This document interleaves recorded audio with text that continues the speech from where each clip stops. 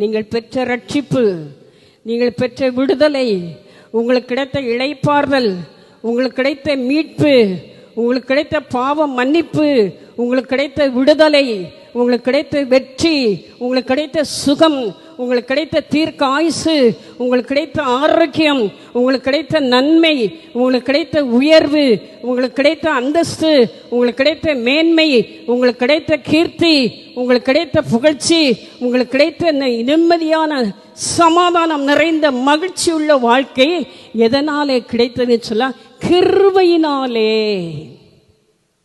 விசுவாசத்தை கொண்டு ரட்சிக்கப்பட்டீர்கள் என்று சொன்னால், இப்படிப்பட்ட ஒரு இளைப்பாறுதல் நிறைந்த ஆசீர்வாதத்துக்குள், இப்படிப்பட்ட ஒரு பரிபூர்ணம் நிறைந்த ஆசீர்வாதத்துக்குள் நீங்கள் இருக்கிறீர்கள். இதைத்தான் பவுல் நமக்கு ஞாபகப்படுத்தி காட்டுகிறார். என் ஜீவனை, என் வாழ்வை இப்படிப்பட்ட பொல்லாத அழிவில் இருந்து என்னை விலைக்கு மீட்டாரே என்று சொல்லிதான் அவர் சொல்லுகிறார், கிறிஸ்து எனக்கு ஜீவன், சாவு எனக்கு ஆதாயம் என்று சொல்லுகிறார்.